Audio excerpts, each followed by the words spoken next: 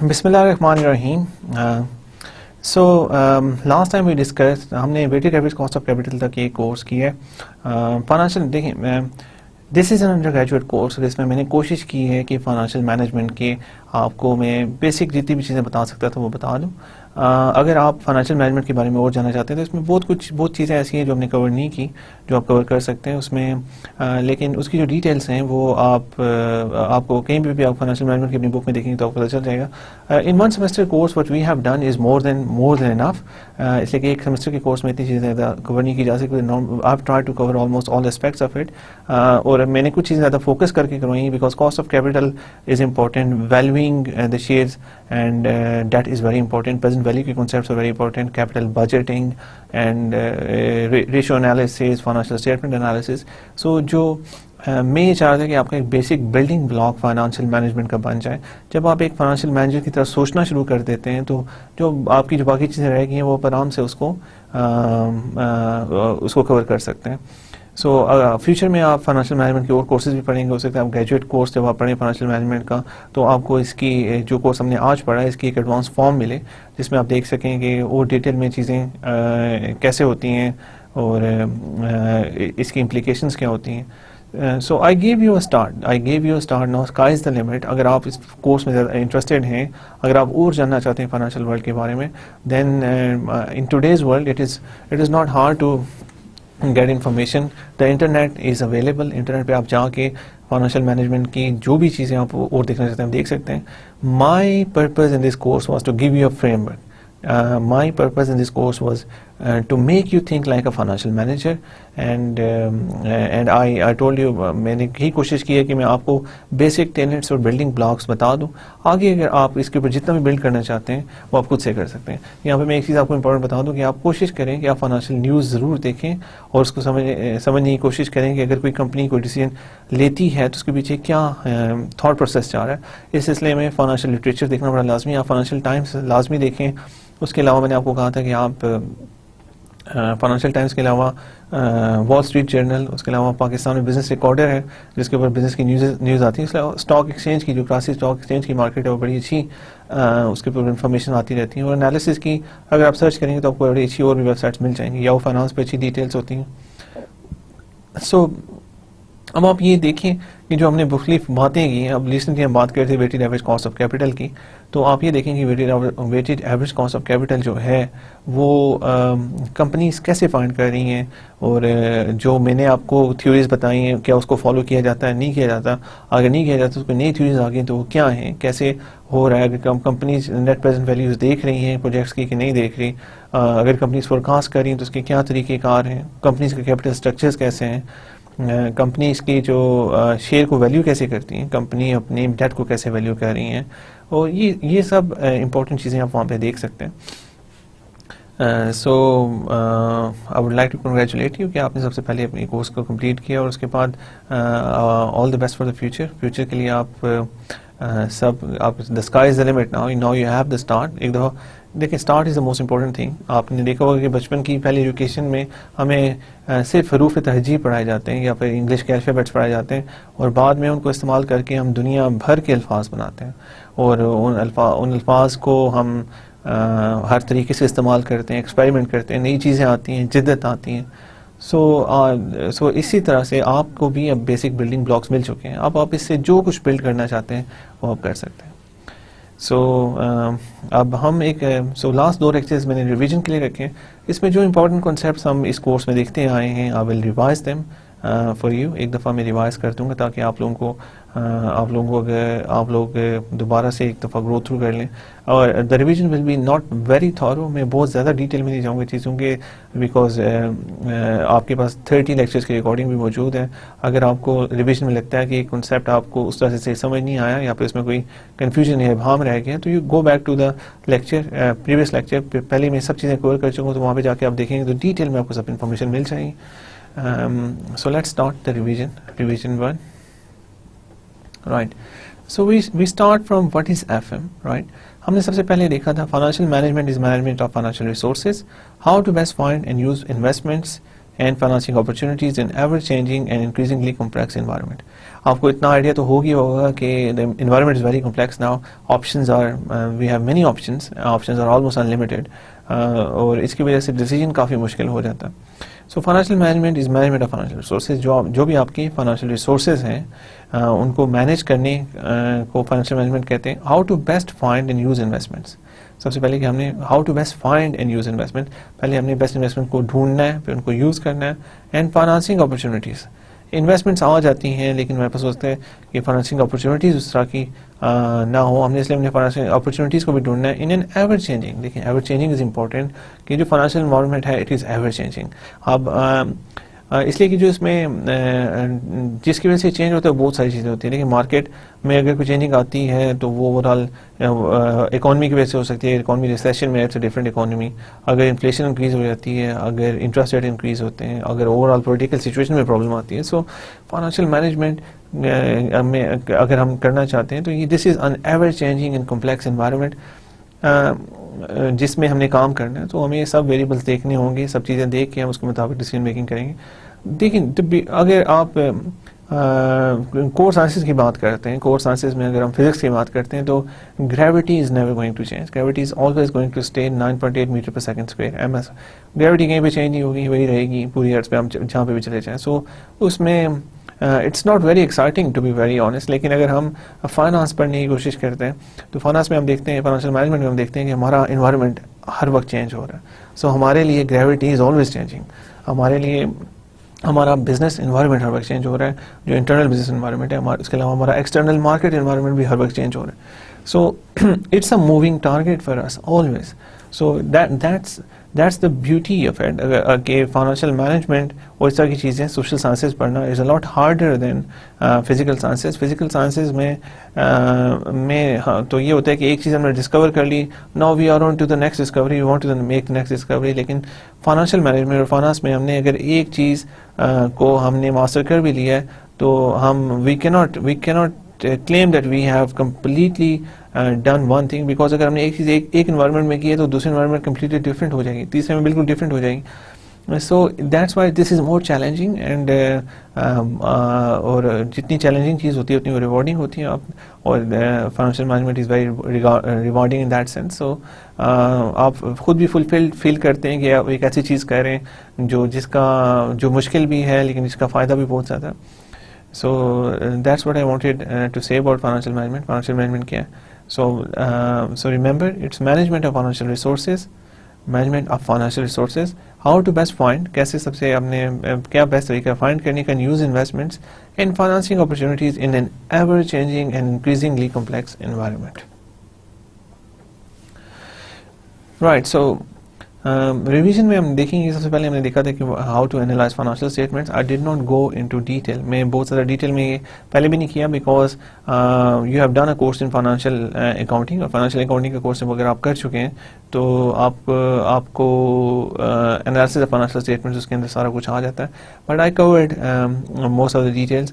हमने देखा था कि 3 मेन इंपॉर्टेंट फाइनेंशियल स्टेटमेंट्स होती हैं जिसमें profit and loss account, balance sheet और कैश फ्लो स्टेटमेंट्स हैं। स्टेटमेंट ऑफ ओनर्स इक्विटी भी होती है, लेकिन दीज जो ज़्यादा इंपॉर्टेंट 3 वो यही हैं, balance sheet, profit and loss account and profit loss account and cash flow statements. Balance sheet हमें एक स्नैपशॉट देती है, एक स्नैपशॉट के एक साल में बैलेंस शीट क्वार्टरली भी प्रोड्यूस होती है, एक साल की जो बैलेंस शीट जो पूरी की प्रोड्यूस होती है वो ज़्यादा डिटेल्ड होती है।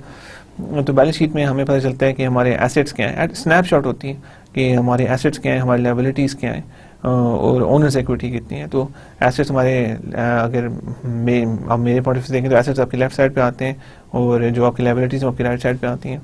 और एसेट्स में बेसिकली हमें बता रही होती है कि हमारी कंपनी के एसेट्स कितने हैं और वो फाइनेंस कैसे हुए हैं। कि या तो एसेट आपने 2 तरीके हैं, या तो आपने एसेट लोन पे लिया होगा या फिर आपने ओनर्स इक्विटी से खरीदा होगा। सो फाइनेंसिंग के 2 तरीके हो सकते हैं, वो अब हमारी राइट साइड पे आ जाते हैं। सो ओवरऑल इसमें बहुत सारे करंट एसेट्स अलग से होते हैं, करंट लाइबिलिटीज़ अलग से होती हैं जो शॉर्ट टर्म होते हैं, फिर लॉन्ग टर्म एसेट्स अलग से होते हैं, लॉन्ग टर्म लाइबिलिटीज़ अलग से होती हैं। So it gives us a lot of information the balance sheet. और उसके अलावा प्रॉफिट एंड लॉस अकाउंट होता है। प्रॉफिट एंड लॉस अकाउंट हमें बताता है कि एक पीरियड के अंदर ये एक फ़्लो, ये स्नैपशॉट अकाउंट, स्नैपशॉट नहीं होता, ये फ़्लो बताता है कि एक साल के अंदर हमारी फ्लो कितना हुआ, कितनी सेल्स हुई, हमारी कॉस्ट ऑफ सेल्स कितनी थी, फिर उसके बाद एक्सपेंसेस निकालने के बाद हमने इंटरेस्ट कितना पे किया, हमने टैक्सेस कितने पे किए, तो हमें एक पूरा डिटेल बताती है कि प्रॉफिट्स में क्या चेंजिंग वगैरह आती है। सो एक चीज़ हमने देखी थी कि this is all based on accrual accounting. Accrual में अकाउंटिंग में ये होता है कि हम कोई भी एक चीज़, कोई भी एक इवेंट होती है तो उसको हम रिकॉर्ड करते हैं। जब वो होती है हम ये वेट नहीं करते कि उसका हमें कैश कब मिलेगा, कि अगर हमने सेल कर दी है, अगर वो क्रेडिट सेल है तो तब हम उसको प्रॉफिट में इंक्लूड करेंगे, लेकिन हमें उसका अभी हो सकता है कि इस पीरियड में हमें उसका कैश फ्लो ना मिला हो। अगर हमें कैश फ्लो नहीं मिली तो हम वी कैन ऑब्वियसली हम उसको हम उसकी बेसिस पे कोई स्पेंडिंग तो नहीं कर सकते, लेकिन एक्रूवल अकाउंटिंग का जो होता है उसमें हम रिकॉर्ड ही करते हैं कि इस पीरियड में अगर सेल हुई थी तो उसी पीरियड में हम उस सेल को इंक्लूड करते हैं। कैश फ्लो स्टेटमेंट हमें बताती है कि what is our actual cash position. उसमें जितने भी नॉन कैश एक्सपेंसेस होते हैं उसको हम माइनस कर देते हैं, और एक्रूवल अकाउंटिंग की जो मैंने जैसे बताया था कि सेल्स अगर होगी हमें पैसे नहीं मिले तो हम उसको फिर माइनस कर देंगे। ऐसी चीज़ें हम कैश फ्लो स्टेटमेंट हमें एग्जैक्टली बताती है कि हमारे पास कितना कैश पड़ा हुआ। सो देखिए, मैंने आपको पहले भी बताया था कि हमारे लिए फाइनेंशियल मैनेजमेंट में द मोस्ट इम्पॉर्टेंट थिंग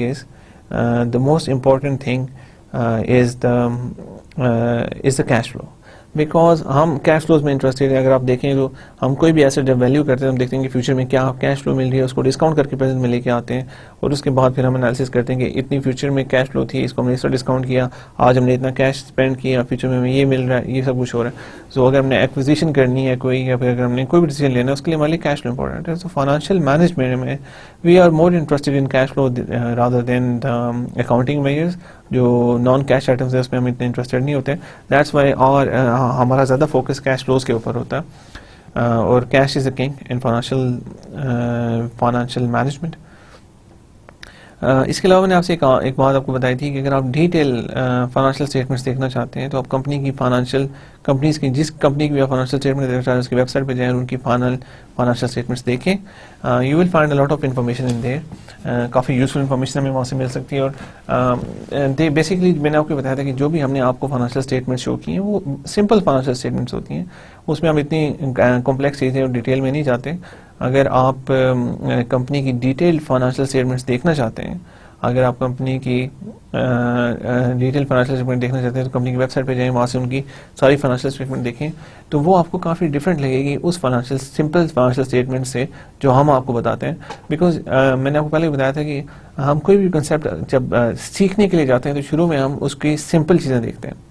देखिए, जब हम सबसे पहले अब हम पढ़ना शुरू करते हैं, सबसे पहले हम सिंपल बिल्डिंग ब्लॉक्स देखते हैं। सबसे पहले हम ऑब्वियसली मैं अभी पहले बात की आपसे, लेटर्स देखते हैं, हरूफ तरजीह देखते हैं। अगर वो जब हम क्लियर कर लेते हैं तब हम आगे उनसे वर्ड्स बनाना शुरू करते हैं। जब वो कंप्लीट होते हैं तो हम एसेस लिखना शुरू हो जाते हैं। जब वो कंप्लीट होते हैं तो हम पूरी स्टोरीज लिखते हैं। उसके अलावा सो ऐसे ऐसे सिलसिला बढ़ता जाता है और हमारा चीज़ें और कम्प्लेक्स होती जाती हैं।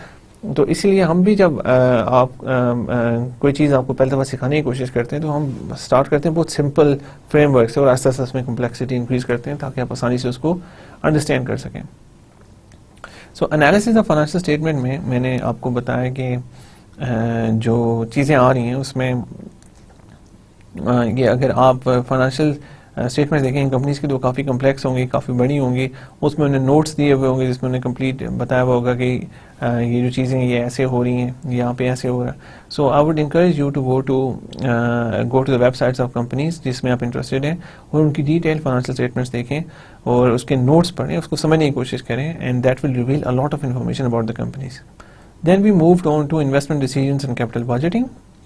इन्वेस्टमेंट डिसीजंस और कैपिटल बजटिंग में हमने देखा है कि जब इन्वेस्टमेंट की हम बात करते हैं तो इन्वेस्टमेंट हमें किस तरह से करनी चाहिए, क्या डिसीजन होते हैं जो हमें जो इम्पोर्टेंट हैं, जो हमें देखने चाहिए इन्वेस्टमेंट में करने से पहले। उसमें प्रेजेंट वैल्यूज़ भी हम देखते हैं कि प्रेजेंट वैल्यू हमें कैलकुलेट करनी है तो क्यों करनी है। कैपिटल बजटिंग फिर हम कैसे करते हैं, उसमें क्या चीज़ें आती हैं, ये हम आगे ऐसा ऐसा देखते हैं।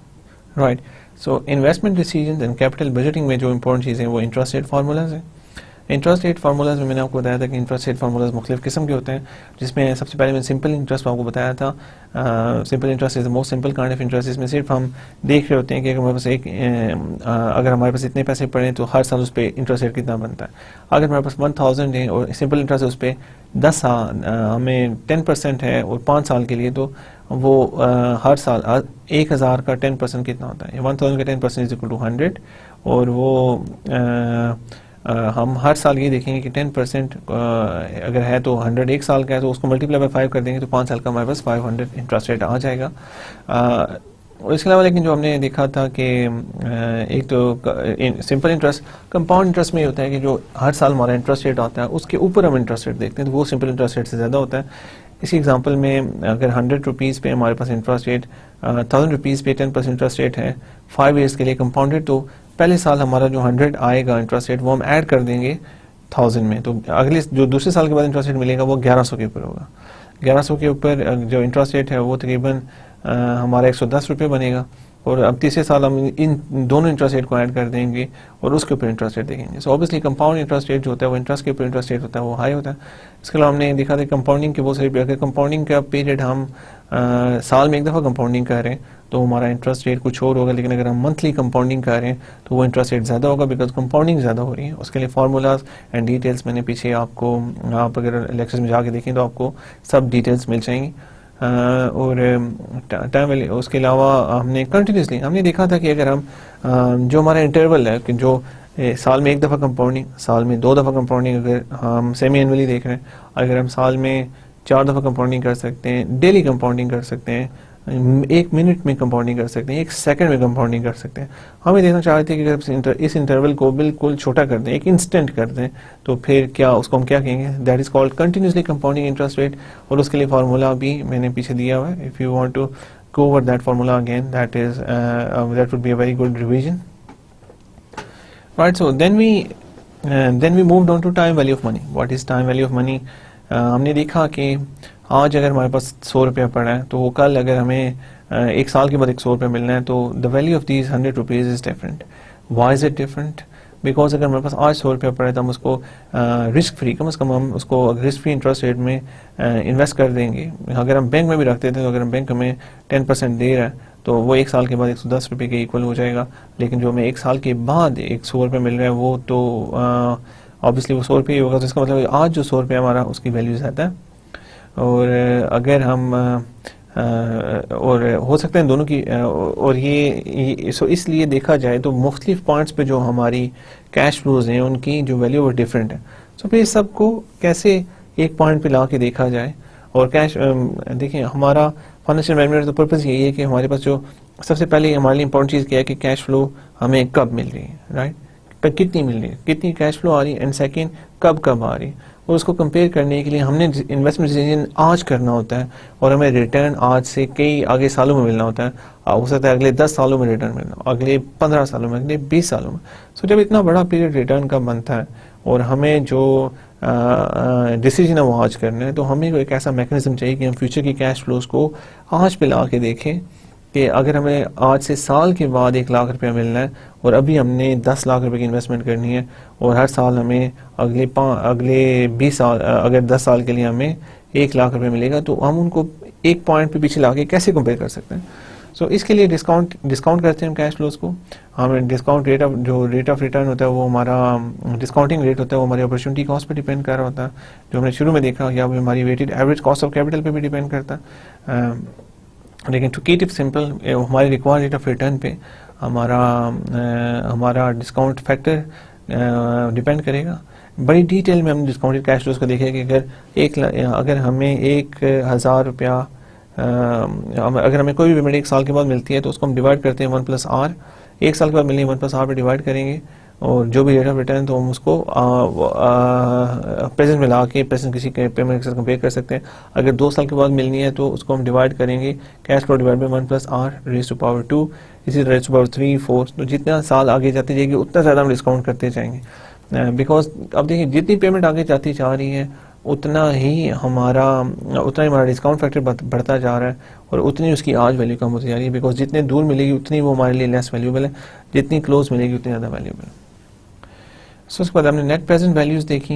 नेट प्रेजेंट वैल्यू मैंने आपको बताया था कि किसी बिजनेस में इन्वेस्ट करने से पहले हमें देखना चाहते हैं कि हम इन्वेस्टमेंट कर रहे हैं, फ्यूचर में हमें कैश फ्लोज मिल रही हैं, हम उस इन्वेस्टमेंट में से फ्यूचर में जितनी भी कैश फ्लोज हैं उन सबको प्रेजेंट में ला के माइनस करते हैं, और अगर वो एक पॉजिटिव नंबर आता है then we invest in that project, अगर वो नेगेटिव नंबर आता है then we don't invest in that project. और इंटरनल रेट ऑफ रिटर्न वो रेट ऑफ रिटर्न होता है जहाँ पे हमारी नेट प्रेजेंट वैल्यू जीरो के इक्वल हो जाती है और जीरो के इक्वल होती है। So if you want to repeat this just go back to the last lectures and you will find that the beauty of online education.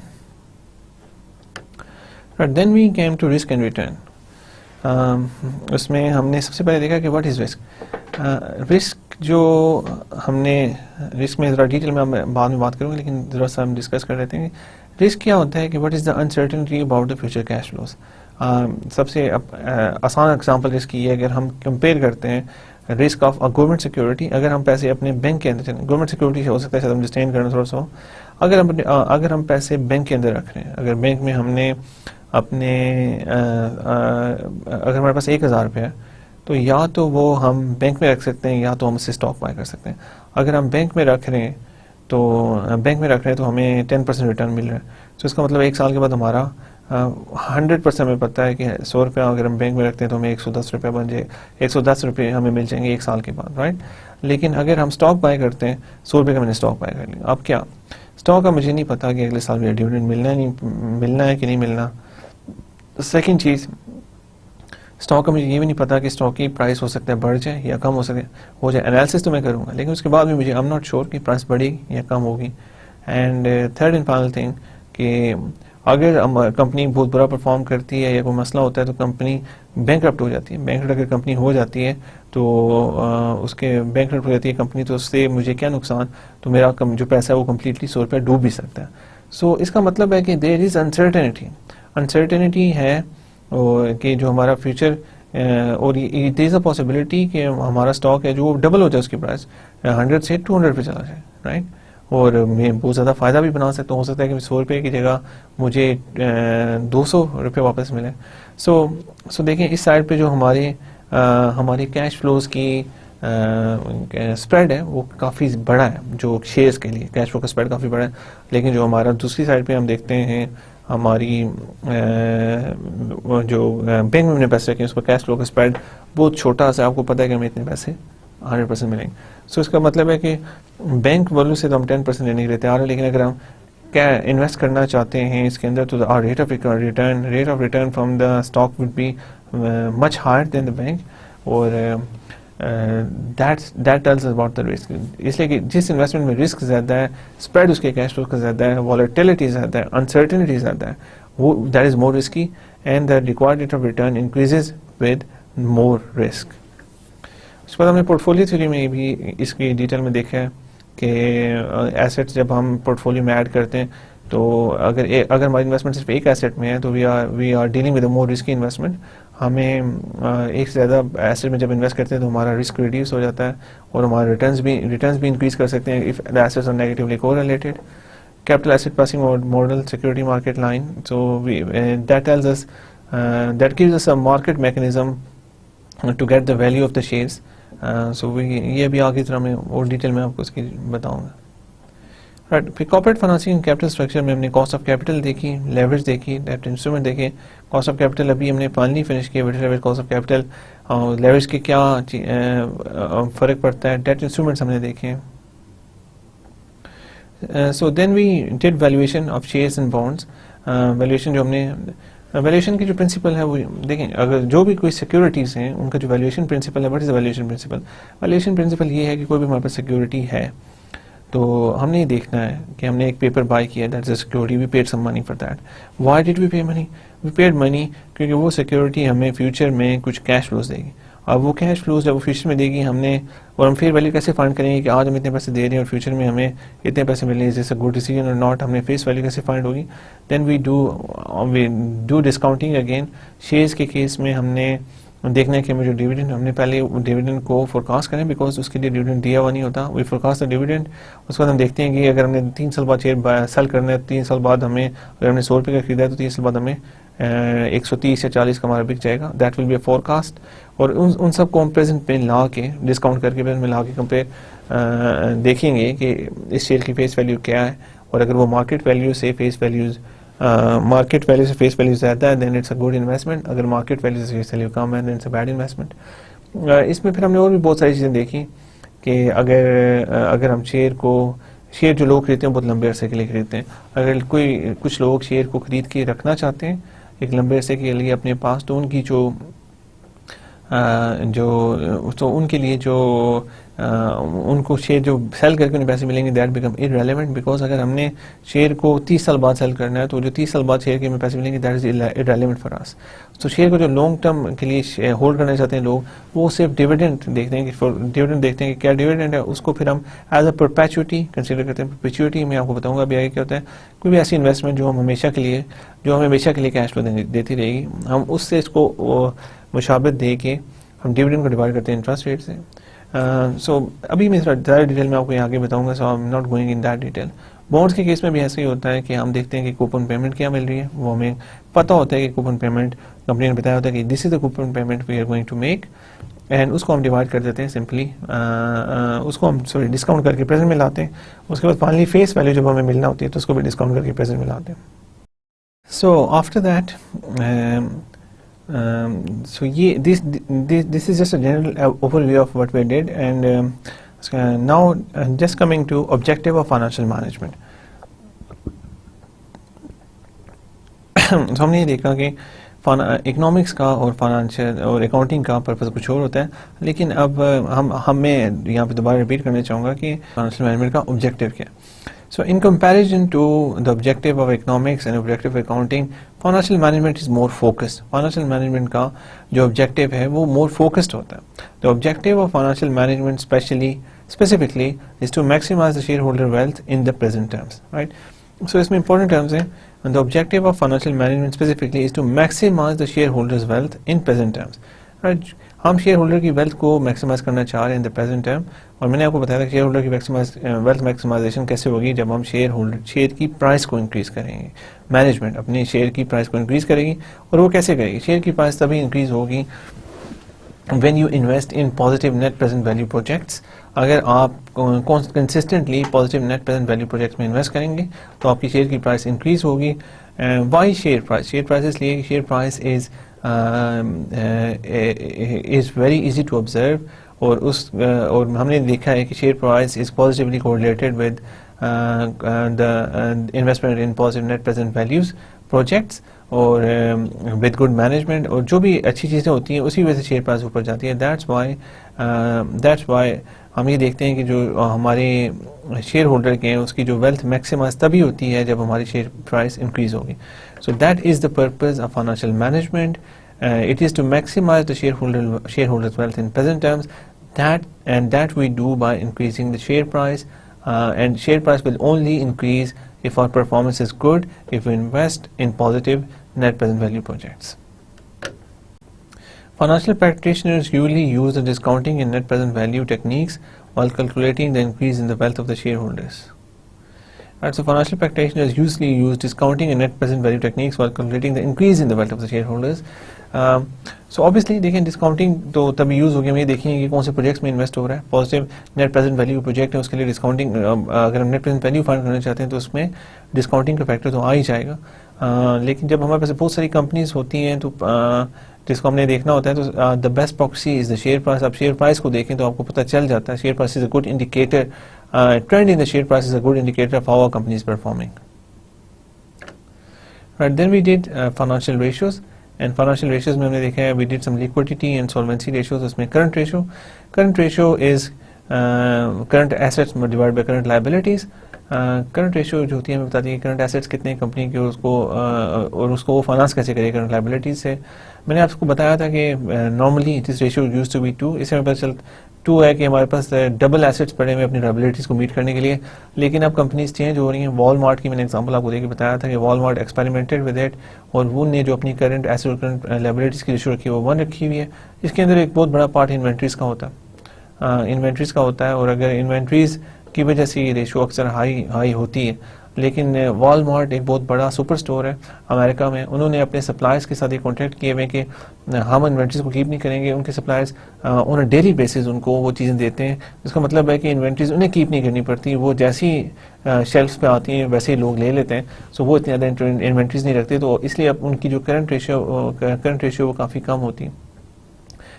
सो यही मैं आपको बता रहा हूँ कि अगर आज एक चीज़ नॉर्म को समझ आता है कि अगर आज एक करंट रेशियो देखें, जैसे कि एक टाइम था कि करंट रेशियो 2 को बहुत अच्छा समझ आता था, लेकिन अब ये करंट रेशियो जो 2 को अच्छा नहीं समझा जाता, बिकॉज करंट रेशियो को 2 है तो उसका मतलब है कि हमने काफ़ी सारा पैसा ऐसे एसेट्स में इन्वेस्ट किया जो हमें कोई रिटर्न नहीं दे रहे। ऑब्वियसली कि करंट एसेट अगर हमने ज़्यादा डबल रखे हुए, करंट लायबिलिटीज़ हमारी उतनी नहीं है, तो इसका मतलब है कुछ हमने आइडल एसेट्स रखे हुए हैं जो हमें कोई रिटर्न इतना खास नहीं दे रहे, और इन एसेट्स को ये पैसा या तो हम प्रोजेक्ट्स में लगा सकते हैं जो हमें पॉजिटिव नेट प्रेजेंट वैल्यू दे रहे हो, या किसी और जगह पे लगाया जा सकता है जहाँ पे हमें ज़्यादा रिटर्न मिल सके। सो ये करने तो कंपनीज इस रेशो को कम करने के लिए मुख्तलिफ टेक्नोलॉजीज़, मुख्तलिफ नई टेक्निक्स यूज़ कर रही हैं। जैसे वॉलमार्ट ने एक टेक्निक यूज़ की, वो सप्लायर्स के ऊपर उन्हें मूव की सारी इन्वेंट्री कॉस्ट वो इसलिए कर सकेंगे। Walmart is a huge franchise जो पूरे अमेरिका में उनके सुपर स्टोर मौजूद हैं, इसलिए वो कर सकते हैं। एक छोटा बिजनेस ऐसे नहीं कर सकता, लेकिन there are many other ways to innovate and you can decrease this ratio, but don't over focus on that. बहुत ज़्यादा भी ना करें कि आप अगर आपके पास करंट एसेट्स नहीं है अपनी करंट लायबिलिटीज़ को मीट करने के लिए, तो then you can go bankrupt. Normally bankrupt उस तरह से नहीं कर सकते, इसलिए आप लॉन्ग टर्म एसेट्स कुछ ना कुछ करके बनाई कर सकते हैं, लेकिन it's not a good practice. आपकी करंट लायबिलिटीज आपके करंट एसेट्स से मीट होनी चाहिए, लेकिन बहुत ज़्यादा करंट एसेट्स ना रखें जिसकी वजह से बिकॉज वो इसके ऊपर हमें कोई रिटर्न नहीं मिल रहा होता। क्विक रेशियो भी करंट रेशियो होती है, लेकिन इसके अंदर से हम इन्वेंट्रीज निकाल देते हैं और उसके इन्वेंट्रीज निकाल के हम देखते हैं कि करंट एसेट्स अब कितने और करंट लायबिलिटीज़ कितनी है। एवरेज कलेक्शन पीरियड जो रेशियो होती है हमें बताती है कि हमने जो डेट दिए हैं वो एवरेज हम कितने अरसे में हम उनको रिकवर कर लेते हैं। सो ये हमें नंबर ऑफ डेज बताती है कि हमने जो डेट दिए हैं वो हम 30 डेज में रिकवर कर रहे हैं, 40 में, 50 में। सो ये इसका फार्मूला जो सेल्स मल्टीप्लाई बाय समथिंग है। You can go back to the ratios lecture, उसमें हमने बड़ी डिटेल में सब चीज़ें की हैं। तो ये भी हमें अपने लिक्विडिटी की बताती है कि हमारी लिक्विडिटी क्या पोजीशन। लिक्विडिटी क्या होती है कि हमारे पास पैसा अगर हमारे पास लिक्विड एसेट्स हैं जो हम यूज़ कर सकते हैं, तो जितना ये पीरियड कम होगा उतनी हमारी लिक्विडिटी हाई होगी, उतना हमारे पास ज़्यादा कैश मौजूद होगा, और जितनी ये एवरेज कलेक्शन पीरियड हाई होगा उतना ये प्रॉब्लमेटिक है, और उतना ही फिर हमें फोकस करना पड़ेगा, देखना पड़ेगा कि क्या मसला है, उसको हम रिड्यूस कैसे कर सकते हैं। राइट। उसके अलावा प्रॉफिटेबिलिटी रेशियोज में हमने देखा है कि रिटर्न ऑन एसेट्स क्या है, रिटर्न ऑन इक्विटी क्या है। कि रिटर्न ऑन एसेट्स हमने एसेट्स जो जितने हमने एम्प्लॉय किए हैं उसके ऊपर हमें रिटर्न क्या मिल रहा है। रिटर्न ऑन इक्विटी होल्डर्स को क्या रिटर्न मिल रहा है। So these are the 2 important ratios, again through details in the ratio analysis lecture. उसके अलावा एसेट मैनेजमेंट रेशियोज में इन्वेंट्री टर्नओवर की जो इन्वेंट्री है वो कितनी दफ़ा टर्नओवर सेल्स में प्रोड्यूस हो रही है, कितनी जल्दी हो रही है। सो इन्वेंट्री टर्नओवर हमें बताती है कि सेल्स डिवाइडेड बाय इन्वेंट्रीज क्या है, क्या हमारे पास आता है कि टर्नओवर इन्वेंट्रीज का सेल्स में कितना है। फिर टोटल एसेट टर्नओवर हमें बताती है कि टोटल एसेट जो हमारे हैं वो सेल्स में उसकी परसेंटेज सेल्स की क्या है।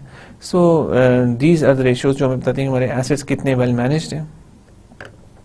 देन अगेन डेट और कैपिटल स्ट्रक्चर रेशियोज आ जाती हैं, जिसमें हम देखते हैं कि डेट टू एसेट्स जो हमारे पास है, total date divided by total assets, ये इस रेशियो का क्या नंबर है। Obviously the more hire this number the more risky a company, but that is a different, ये अगर ये एक नंबर किसी एक कंपनी के लिए नहीं हो सकता, that number is different for every company, because her company के एसेट्स डिफरेंट, एसेट्स का नंबर डिफरेंट होगा, टोटल डेट डिफरेंट होंगे। तो ये लेकिन जितना हाई ये नंबर होगा उतना ये कंपनी के लिए अच्छा, उतना ही कंपनी ज़्यादा रिस्की होगी। और total debt to total equity भी जितना ये नंबर हाई होगा उतनी ही कंपनी हमारी ज़्यादा रिस्की होगी। सो अगर ये बहुत लो है नंबर दोनों, तो then it's not good as well. हमने कैपिटल स्ट्रक्चर में देखा है कि अगर सिर्फ टोटल इक्विटी में सारी हमारी इन्वेस्टमेंट हुई है तो डेट इंक्रीज करने से हमारी वैल्यू ऑफ द फर्म बढ़ेगी, लेकिन ये एक पॉइंट तक बढ़ेगी। सो हमने मेक श्योर करने के इस पॉइंट तक हम इंक्रीज करें, उससे ज़्यादा आगे ना जाए। That depends on many other dynamics. अगर आप उसके बारे में और जानना चाहते हैं तो you can go back to the weighted average cost of capital के जो लास्ट लेक्चर में हमने मैनेजमेंट ऑफ कैपिटल स्ट्रक्चर देखा है, we discussed all these things in much detail there. Times interest earned, earning before interest and taxes divided by interest charges. So this is one of the most important ratio. इससे हमें ये पता चलता है कि हमारे जो इंटरेस्ट चार्जेस हैं, हम अपनी इनकम से इंटरेस्ट चार्जेस को कितनी दफ़ा पे कर सकते हैं, इंटरेस्ट चार्जेस को कितनी दफ़ा पे हो सकते हैं। तो अगर हमारे ये नंबर हाई है तो इसका मतलब है कंपनी इन अ वेरी गुड पोजीशन, कंपनी आसानी से अपने डेट चार्जेस को पे कर सकती है। अगर ये नंबर लो है तो then it becomes very problematic. जो हमारी रेटिंग एजेंसीज, मैंने आपको बताया था कि जो रेटिंग एजेंसीज हैं वो टाइम्स इंटरेस्ट रेशियो को यूज़ करती हैं। मैंने रेटिंग एजेंसीज के ऊपर पे एक रिसर्च आर्टिकल लिखा था, उसमें हमने रेटिंग एजेंसीज पे जो रिसर्च की थी उससे पता चला था कि रेटिंग एजेंसीज मुख्तलिफ़ किस्म के क्राइटेरिया यूज़ करती हैं ये किसी भी कंपनी को रेटिंग देने के लिए, राइट।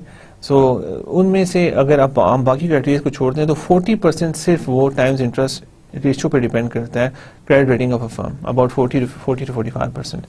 तो इसका मतलब है कि they give it much importance. अगर आपके पास कुछ और एस्टिमेट नहीं है किसी कंपनी को रेटिंग देने के लिए कि कंपनी कितनी अच्छी है, तो सबसे पहले आप उनका इंटरेस्ट कवरेज रेशियो देखें कि कितनी आसानी से वो इंटरेस्ट पे कर पा रही। अगर इंटरेस्ट कवरेज रेशियो लो है तो इसका मतलब है कंपनी इज इन ट्रबल। अगर इंटरेस्ट कवरेज रेशियो एक गुड नंबर है देन हमें पता है कि कंपनी आसानी से अपने प्रॉफिट्स में से अपने इंटरेस्ट पे कर पा रही है। So that's a good indicator for a company. So in times interest ratio is very important जब हम कैपिटल स्ट्रक्चर्स भी देख रहे होते हैं कि कैपिटल स्ट्रक्चर में हम ये देख रहे होते हैं कि हम डेट ज़्यादा लें या इक्विटी ज़्यादा लें। अगर हमारे पास कंप्लीट इक्विटी है, हम डेट की तरफ मूव करते हैं तो हमें एक तो जैसे जैसे हम डेट की तरफ मूव करेंगे हमारी weighted average cost of capital तो कम होगी, लेकिन हमने ये देखना है कि उसका weighted average cost of capital तो कम हो रही है, लेकिन इस रेशियो पे क्या फ़र्क पड़ रहा है। अगर ये रेशियो बहुत डाउन हो जाती है तो हमें जो फ़ायदा हासिल हो रहा है weighted average cost of capital के कम होने से वो यहाँ तो फ़ायदा हो रहा है weighted average cost of capital कम होने से, लेकिन उसकी वजह से हमारे रिस्क भी बढ़ रहा है बिकॉज ये रेशियो हमारी कम होती जा रही है। So we discuss this in one of the lectures before, so you can see that there. We discuss this in one of the lectures in one of the previous lectures and you can see that there. Right, so time value of money. So again, time value of money में हमने ये देखा है कि आज हमारे पास जो पैसे पड़े हैं, आज हमारे पास जो कैश फ्लो है उसकी वैल्यू डिफरेंट है from the cash flow which we are going to get after 1 year, because आज जो कैश फ्लो की परचेजिंग पावर है वो एक साल के बाद जो कैश फ्लो की परचेजिंग पावर होगी वो नहीं होगी, बिकॉज इन्फ्लेशन की वजह से हमारी जो कैश फ्लोज हैं वो वैल्यू लूज़ करती हैं। तो इसलिए अगर आज हमें अगर 100 रुपया मिल रहा है और अगर उसको हम कंपेयर करते हैं एक साल के बाद 100 रुपये से, तो एक साल के बाद ऑब्वियसली इन्फ्लेशन अगर हाई है, देखिए नॉर्मली इन्फ्लेशन इंक्रीज़ होती है हर साल, तो एक साल के बाद जो हमारा हमें 100 रुपये मिल रहा है वो उसकी वैल्यू कम होगी as compare to 100 rupees today. और so that's the basic principle in finance के टाइम वैल्यू ऑफ मनी होती क्या है कि जो हमारे पास आज हमारे पास है उसकी वैल्यू ज़्यादा है, अगर same amount of money we get in future उसकी वैल्यू कम होगी because that money will not have the same purchasing power. और बेसिकली अगर हमें फ्यूचर में पैसे उतने ही चाहिए जितने हमें फ्यूचर में उतने, अगर आज हमारे पास 100 रुपये और हम ये चाहते हैं कि एक साल बाद हमारे पास इतने पैसे हों जिसकी परचेजिंग पावर 100 रुपये के इक्वल हो, तो फिर हम उसको मल्टीप्लाई बाय 1/r करेंगे फ्यूचर वैल्यू में, कि हम देखेंगे कि अगर इन्फ्लेशन 10% है और रेट ऑफ रिटर्न जो हमें मिल रहा है, risk free rate of return मिल रहा है वो भी 10% है, तो हम उसे मल्टीप्लाई करेंगे तो वो 110 के इक्वल होगा। सो एक साल के बाद अगर इन्फ्लेशन 10% है और risk free rate of return 10% as well, तो हमें एक साल के बाद जो रिटर्न मिल रहा है वो 110 रुपये होगा। और वो जब हम कंपेयर करेंगे 100 रुपये से, तो आज का 100 रुपया एक साल के बाद अगर इन्फ्लेशन 10% है 110 रुपये के इक्वल होगा। So this is the main value की टाइम वैल्यू ऑफ मनी, कि money at different times has different values. आज का जो हमारे पास 100 रुपया है उसकी वैल्यू डिफरेंट है, उसकी वैल्यू ज़्यादा है as compare to 100 rupees 1 year from now. And एक इन्फ्लेशन इसका रीज़न है। दूसरा ये है कि हम रिटर्न बना सकते हैं आज के पैसे जो हमें 100 रुपये मिलता है, लेकिन अगर हमें 100 रुपये एक साल के बाद मिलेगा we will not be able to invest it for a year. So because of this reason, money at different times has different values, and if we have to compare money which is at different times at one time, तो फिर हमें discounting use करनी पड़ेगी। Right, so we did interest theory as well. Interest theory में we did some interesting things. Interest हमने देखा था जो भी interest rate market prevailing interest rate होता है, it depends on many things.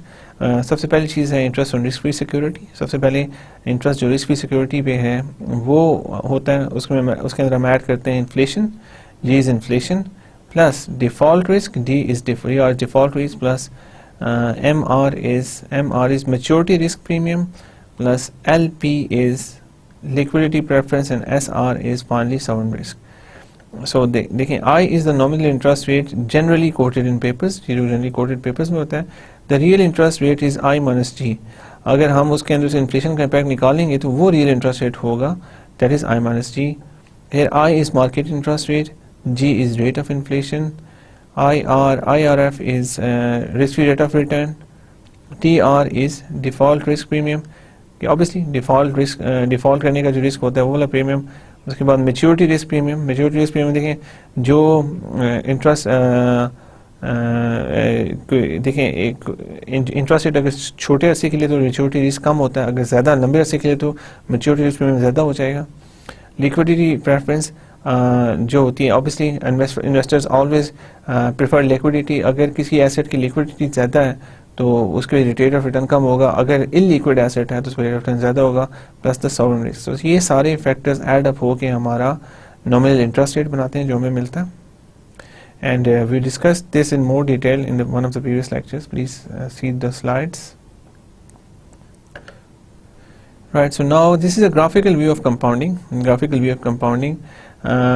So compounding के बारे में थोड़ा सा मैंने डिस्कस किया था आपसे कि इसके वाई एक्सिस पे देखते हैं अमाउंट इन रुपीज़, और एक्स एक्सिस पे हमारे पास ईयर्स आ रहे हैं। सबसे पहले हम देखते हैं सिंपल, ये रेड जो है ये सिंपल अकाउंटिंग को बता रहा है, जो ये येलो लाइन है दिस इज़ वो हमें डिस्क्रीट कंपाउंडिंग का बता रही है, और ये जो हमारी ग्रीन लाइन है ये हमें कंटिन्यूअस कंपाउंडिंग का बता रही है।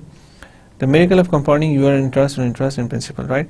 सो सिंपल इंटरेस्ट में क्या होता है कि आप देख लें कि हमारी अगर सिंपल इंटरेस्ट हमें मिल रहा है तो वो एक सिंपल इंटरेस्ट हमें मिलता रहेगा। हमने जैसे मैंने कहा था कि आपने 1000 रुपये 5 साल के लिए इन्वेस्ट किया, जिसमें 5 साल के लिए आपको सिंपल इंटरेस्ट मिलना है, तो वो 500 रुपये के इक्वल बनेगा, बिकॉज हर साल का इंटरेस्ट 100 रुपये बनता है, उसको मल्टीप्लाई करें 5 से। सो ये एक सिंपल लीनियर रिलेशनशिप आती है। लेकिन जब हम कंपाउंड इंटरेस्ट पे जाते हैं, अगर वो एनुअली कंपाउंड हो रहा है तो उसका मतलब है कि पहले साल के बाद आपका जो इंटरेस्ट है वो 100, लेकिन पहले साल का जो इंटरेस्ट है वो सेम है, ऑलमोस्ट सेम है, राइट। सो पहले साल में देखें अगर आप तो दोनों का जो इंटरेस्ट रेट का डिफरेंस है वो इतना ज़्यादा नहीं है, डिस्क्रीट कंपाउंडिंग और कंटिन्यूअस कंपाउंडिंग का, बिकॉज पहले साल के बाद ही एम्पलीफाई होना होता है। कैसे देखें कि अगर हमने एक साल में हमें सिंपल अगर 1000 रुपये हमने इन्वेस्ट किया है और हमें हर साल 10% इंटरेस्ट सिंपल इंटरेस्ट रेट मिलना है, तो पहले साल के बाद हमारा इंटरेस्ट रेट जो 100 रुपये मिलेगा हमें 100 रुपये मिलेगा, दूसरे साल के बाद भी 100 रुपया, तीसरे साल के बाद भी 100 रुपये, टोटली 500 हमें 5 साल के बाद मिलेगा। सो लेकिन डिस्क्रीट कंपाउंडिंग में थोड़ा सा डिफरेंट होता है। डिस्क्रीट कंपाउंडिंग में ये हो जाता है कि पहले साल के बाद हमें 100 रुपये इंटरेस्ट रेट मिला, वो हम प्रिंसिपल में ऐड कर देते हैं और दूसरे साल का जो इंटरेस्ट रेट है वो उसके ऊपर कैलकुलेट करेंगे, और तीसरे साल का जो इंटरेस्ट रेट होगा वो पहले 2 साल का इंटरेस्ट रेट हम प्रिंसिपल में ऐड कर देते हैं और उसके ऊपर हम तीसरे साल का इंटरेस्ट रेट कंप्लीट करते हैं। तो ये जो interest on interest and principal होता है इसको कंपाउंड इंटरेस्ट कहते हैं, और वो देखें वो हमारे सिंपल इंटरेस्ट से ज़्यादा है, और जैसे जैसे हमारा पीरियड बढ़ता जाता है ये हमारा बढ़ता जाएगा। एंड मैंने आपको कहा था कि फिर हम कंपाउंडिंग के पीरियड को डिक्रीज करते जाते हैं, हम उसको डेली कर सकते हैं, मंथली कर सकते हैं, फिर उसके बाद हम डेली भी हो सकता है, और उसके बाद हम देखते हैं कि अगर हम बहुत छोटा कर दें सेंसन को 1 सेकंड से भी छोटा कर दें, विच वी कैन डू, तो जो हम देखते हैं कि फिर कंपाउंडिंग बहुत ज़्यादा इंक्रीज रहेगी। शुरू से देखें ये दोनों से ज़्यादा इंटरेस्ट हमें मिल रहा है, एंड फाइनली जो इंटरेस्ट है इंटरेस्ट के ऊपर इंटरेस्ट एंड प्रिंसिपल जो फाइनली यहाँ पे हमारा सबसे मैक्सिमम है। सो ये हमें डायग्राम बता रही है कि सिंपल जो सबसे ज़्यादा इंटरेस्ट रेट हमें मिलेगा अगर एक ही इंटरेस्ट अगर 10% सिंपल इंटरेस्ट रेट को हम कंपेयर करते हैं 10% discrete compound interest rate versus 10% continuous compound interest rate, तो सबसे ज़्यादा हाई इंटरेस्ट रेट जो होगा वो हमारा कंटिन्यूस कंपाउंडिंग इंटरेस्ट रेट होगा, बिकॉज जो इसका कंपाउंडिंग का इंस्टेंस है वो बहुत छोटा है ये, और जो डिस्क्रीट कंपाउंडिंग है वो हमारा जो होगा वो सेकंड नंबर पे आएगा, और जो सबसे कम इंटरेस्ट जिसमें मिलेगा वो सिंपल कंपाउंडिंग पे मिलेगा, right. So then we did financial forecasting and financial planning. देखिए financial forecasting and financial planning में you have to remember a few things कि फाइनेंशियल फोरकास्टिंग मैंने आपको बताया था कि फाइनेंस में हमें अक्सर फोरकास्ट करने पड़ते हैं, और forecast are important because forecast के बेसिस पे हम फाइनेंशियल प्लानिंग करते हैं। देखिए कोई भी इन्वेस्टमेंट आज हम करने जा रहे हैं, हमने आज 1 लाख रुपया या 2 लाख रुपया किसी बिजनेस में इन्वेस्ट करना है, तो हमें ये अभी एग्जैक्टली तो नहीं पता कि फ्यूचर में हम एक अंदाज़ा लगाते हैं कि फ्यूचर में ये कैश फ्लो मिलेगी, but we are not 100% sure कि वो हमें कैश फ्लो वाकई मिले। हम बाकी सारे एस्टिमेट्स करेंगे, हम कोशिश करेंगे कि अनसर्टेनिटी को मिनिमाइज किया जाए और वो इन्वेस्टमेंट यूज़ करें, लेकिन we can not remove all the uncertainty. So हम 100% श्योर कभी भी नहीं हो सकते कि हमें क्या कैश फ्लो मिलने वाली है। सो इसलिए हमें देखिए, मैंने फाइनेंशियल फोरकास्टिंग में आपको बार बार सिर्फ ये बताया कि अगर आप जैसे कि हमने देखा था कि हमने एक कैंटीन बिजनेस की एग्जांपल देखी थी, और उसने कैंटीन बिजनेस में हमने 2 लाख रुपये शुरू में इन्वेस्ट करते हैं, फिर हम ये देखते हैं कि पहले साल में हर साल हमें 10,000 रुपया मंथली मिलेगा, तो ये टोटल 1,20,000 बन जाता है। और दूसरे साल में हमें 20,000 रुपया मंथली मिलेगा, तो ये 2,40,000 रुपया हमें दूसरे साल। तो ऑब्वियसली पहले साल में हमें साल के बाद 1,20,000 रुपये मिलना है, दूसरे साल के बाद हमें 2,40,000 मिलना है। अब इसको हम डिस्काउंट करके पीछे ला सकते हैं, लेकिन हमने ये एक अंदाज़ा ही लगाया कि हमें मिलेगा, हमें एक्जैक्टली तो नहीं पता कि क्या रिटर्न होगी। तो मैं आपसे हमेशा कहता हूँ कि आपके जो एस्टिमेट होते हैं वो रोबस्ट होने चाहिए। आप कोशिश करें कि आप तो इस रिसर्च करें, देखें कि अगर आप जिस इलाके में कैंटीन खोल रहे हैं उसके आगे पीछे जो लोग हैं उनका क्या प्रोफाइल है, वो कितनी चीज़ें बाय करते हैं, कैसे करते हैं, और अगर आपसे कोई मिलता जुलता बिजनेस आगे पीछे है तो उसकी सेल्स देख के, 2-3 बिजनेस की सेल्स देख के फिर उनकी एवरेज निकाल के अगर आप वो फोरकास्ट लेंगे तो वो बहुत बेहतर होगा, बजाय इसके कि आप खुद से ज्यूम कर लें कि ये हमारा एस्टिमेट है। सो रिमेंबर, आपके जो फाइनेंशियल फोरकास्टिंग एस्टिमेट्स होने वो रोबस्ट होने चाहिए, सिर्फ एज्यूम ना कर लें बल्कि उसकी कोई बेसिस हो। अगर कोई बेसिस नहीं है then you can get in trouble. So there should be a basis of that. और अगर वो अच्छे हमारे प्रैग्मेटिक और रोबस्ट फोरकास्ट होंगे तो उसकी बेसिस पे जो हमारी फाइनेंशियल प्लानिंग है वो भी अच्छी होगी। आपने देखा होगा कि हमने डिविडेंड भी आगे आपको फोरकास्ट करने पड़ते हैं, अगर वहाँ पे भी अगर आप फॉल्ट कर लेते हैं तो फिर obviously you will make bad investments. So that's why अगर आपने डिविडेंड भी फोरकास्ट करें तो कंपनी की पुरानी हिस्ट्री उठा के देखें कि इनकी एवरेज क्या डिविडेंड्स देने की, किस तरह के डिविडेंड्स देते हैं, तो उसकी बेसिस वही फ्यूचर में कंटिन्यू करेंगे मोस्टली, तो वो आपके पास एक स्टार्टिंग पॉइंट तो आएगा। So always do that, never just assume stuff. अगर आप सिर्फ assumptions पे जाएंगे then you will not be able to get very good estimates. So इसमें हमने प्रेजेंट वैल्यू एंड डिस्काउंटिंग, इसके बाद हमने देखा and discounting is defined as bringing the future cash flow to the present time. So obviously हम ये discuss कर चुके हैं कि अगर मुख्तलिफ टाइम्स पे कैश फ्लोज हैं जो हमने प्रेजेंट में कंपेयर करनी है, आज अगर हमें 10 साल के बाद 20 लाख रुपए मिलना है और शुरू में हमारी इन्वेस्टमेंट अभी 25 लाख या 25 लाख है, एक हमें पेमेंट मिलेगी, 10 साल के बाद वो 20 लाख होगी, एक पेमेंट 15 साल के बाद मिलेगी वो 15 लाख होगी। So how would we compare this? हम उनको इस पॉइंट पे, आज के पॉइंट पे ला के कंपेयर करेंगे तब हम कंपेयर कर सकते हैं, otherwise it will not make any sense. So हम डिस्काउंटिंग यूज करेंगे।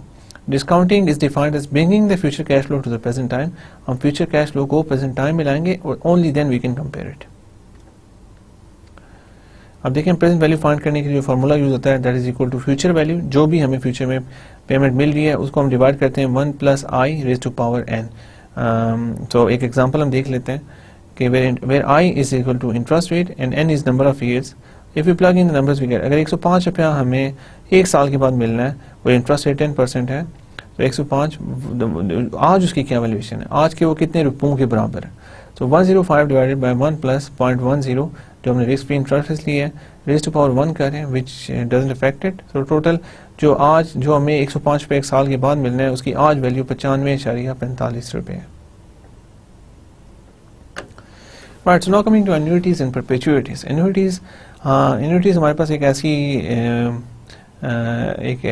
ऐसी एसेट है जो हमें कांस्टेंट पेमेंट्स करेगा, या फिर हमें कोई कांस्टेंट पेमेंट्स करनी है तो उसके लिए भी हम यूज़ कर सकते हैं एन्युइटीज़ मोस्टली मॉर्गेज पेमेंट्स के लिए यूज़ होता है कि अगर हमने एक मॉर्गेज पेमेंट्स इस तरह की पेमेंट्स के लिए यूज़ होता है। अगर हम पेमेंट निकालना चाहते हैं कि एक हमने कांस्टेंट एक फिक्स पेमेंट हमने 15 साल के लिए या 20 साल के एक लंबे अरसे के लिए करनी है, तो हमारी जो ओवरऑल वैल्यू उसकी आएगी वो क्या होगी, वो हमें एन्युइटी से पता चलती है, एन्युइटीज से।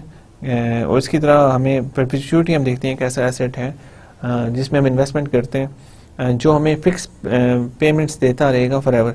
एन्युइटीज़ के केस में कोई ऐसा एसेट हम बाय करते हैं जो हमें जो हमें पेमेंट्स देगा for certain period of time, मतलब कि हमें एक पेमेंट्स मिली, अगर हमें देखिए हम एक एसेट बाय करते हैं 1000 रुपये का, वो हमें 10 साल अगले 10 साल में 100 की 10 पेमेंट्स करेगा। तो हमने उस एसेट की वैल्यू निकालनी है तो एन्यूटीज़ के फार्मूले से निकलेगी। लेकिन अगर हम एक ऐसा एसेट बाय करते हैं जिसको आज हमने बाय कर लिया, लेकिन वो हमें हमेशा के लिए पेमेंट्स देता रहेगा, हमेशा के लिए हमें 100 रुपये की पेमेंट देगा हर साल, या 100 रुपये की पेमेंट देगा हर 100 का मतलब 1 लाख पेमेंट करेगा हर साल हमेशा के लिए। So how would we find the value of that? Annuities का फार्मूला आप पीछे जाके अगर देखें तो डिटेल में दिया हुआ है। परपेचुइटीज़ का फार्मूला मैं आपसे डिस्कस कर लूँगा एक दफ़ा फिर। Perpetuity is a never-ending annuity. It is a perpetual or infinite stream of constant cash flows at regular intervals. Right. So पहली बात देखें कि हमें एक कैश फ्लो, अगर हम एन्यूटी की बात करते हैं तो हमने एक ऐसा एसेट लिया जो अगले 6 साल के लिए हमें पेमेंट कर रहा है। एन्यूटी इज फाइनाइट एसेट, वो हमें फाइनाइट पेमेंट करेगा, लेकिन परपेचुइटी इज इनफाइनाइट, इनफाइनाइट अरसे तक हमें पेमेंट करेगा, हमेशा के लिए हमें पेमेंट कर रहा है। देखें, never ending annuity is called perpetuity. It's perpetual infinite stream of constant cash flow CCF at regular intervals. हमें एक पेमेंट मिल रही है, वो पहले साल मिली, 2 साल मिली, 3 साल मिली, वो हमेशा के लिए मिलती रहेगी। देखें इन्फिनिटी नीचे में लिखा हुआ।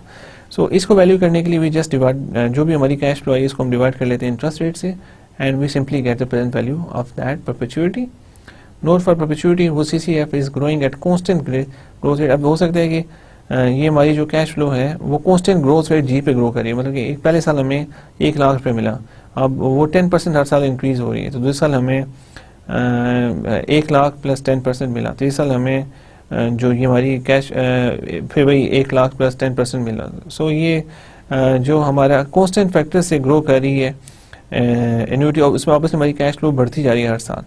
तो उसको हम, उसका फार्मूला ये है PV, उसकी अगर हम प्रेजेंट वैल्यू फाइंड करते हैं तो CCF डिवाइड बाय 1 माइनस जी अगर हम डालेंगे तो हमारे पास परपेचुइटी की वैल्यू आ जाएगी। रिमेंबर जो ग्रोथ रेट होता है ये इंटरेस्ट रेट से कम होता है। देन वी उसके बाद हमने देखा कि कैपिटल बजटिंग क्या है, कैपिटल बजटिंग टेक्निक्स क्या हैं, हम कैसे कैपिटल बजटिंग कर सकते हैं। अगर हमने इन्वेस्टमेंट करनी है तो हम देखेंगे कि कैपिटल को हम बजट कैसे करते हैं।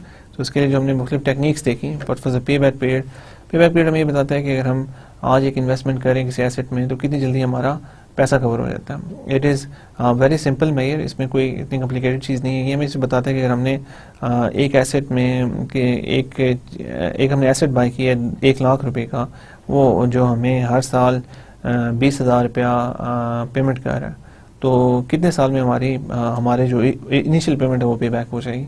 तो 20 मल्टीप्लाई बाय 5, 5 साल में हमारी इनिशियल पेमेंट पे बैक हो जाएगी। इसके पे बैक से मिलता जुलता एक और भी डिस्काउंटिंग टेक्निक है जिसको हम कहते हैं discounted pay back period.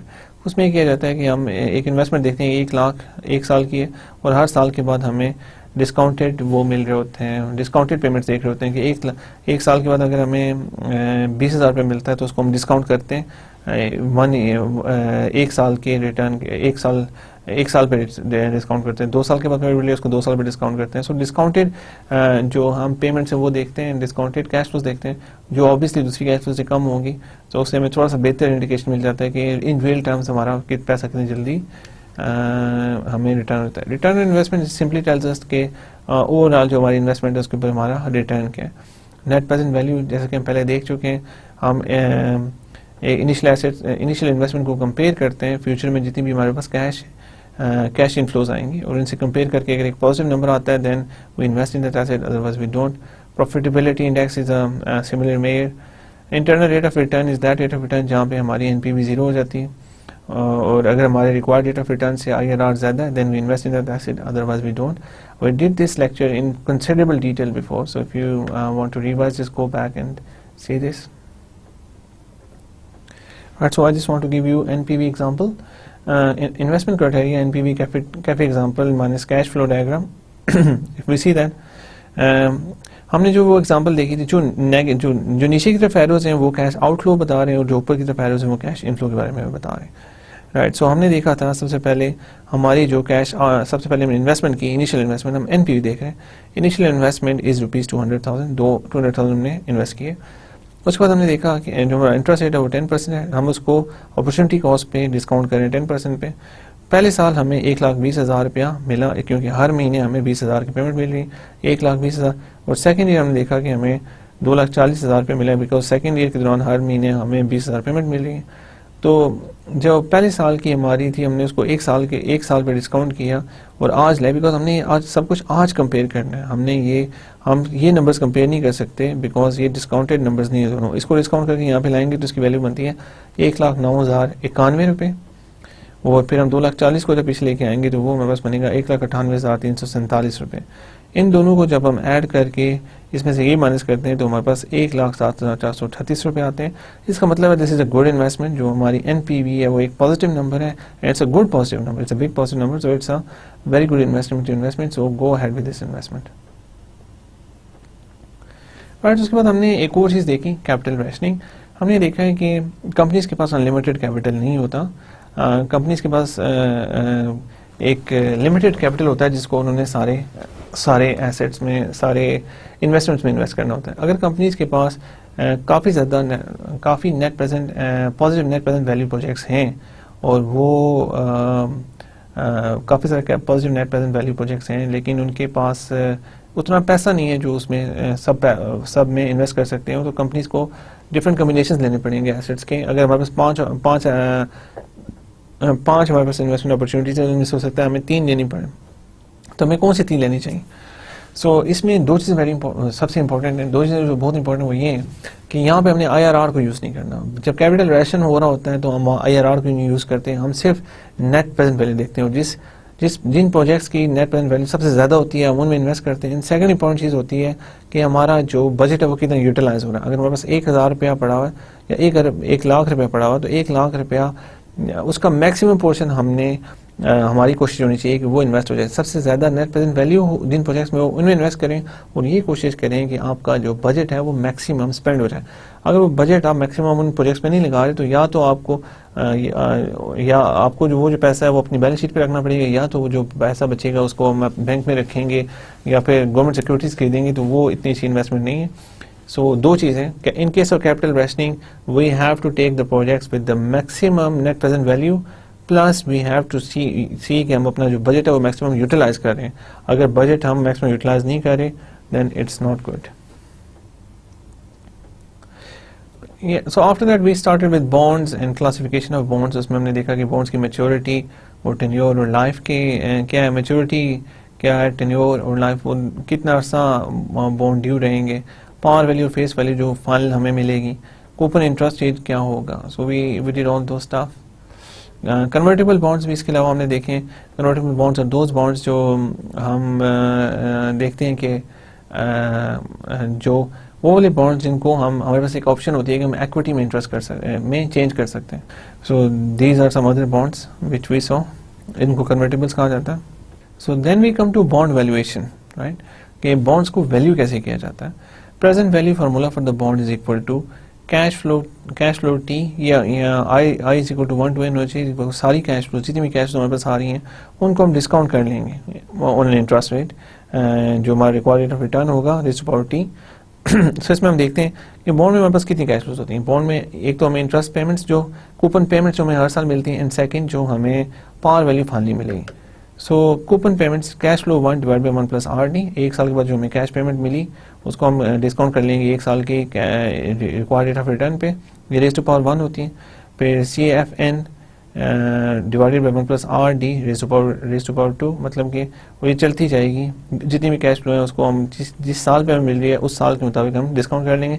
And finally हम आखिरी कैश फ्लो जो हमें मिल रही है CFN divide by 1 + RD raise to power n, तो आखिरी कैश फ्लो जो हमें मिली उसको हमने डिस्काउंट कर दिया प्लस पार जो हमें फेस वैल्यू लास्ट में मिलेगी आखिरी साल में वापस, उसको भी हम डिस्काउंट कर लेंगे।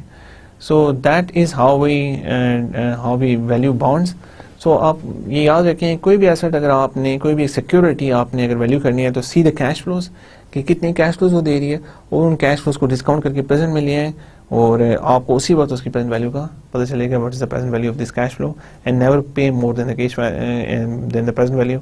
अगर आप ज़्यादा प्रेजेंट वैल्यू से पे कर रहे हैं then it's not a good investment, और अगर आपको कम पे करना पड़ा प्रेजेंट वैल्यू से then it's a good investment. So remember how to do that. Remember the present value formula for the bond, उसकी basis आपको याद होनी चाहिए. So that's how we value bonds. So this is end of first revision lecture. अभी हमारा एक और lecture रह गया जिसमें हम जो हमारे सेकंड पार्ट ऑफ कोर्स में हमने सब चीज़ें की हैं उनको हम दोबारा रिवाइज करेंगे। Thank you very much for time. See you in the next lecture. अल्लाह हाफिज़।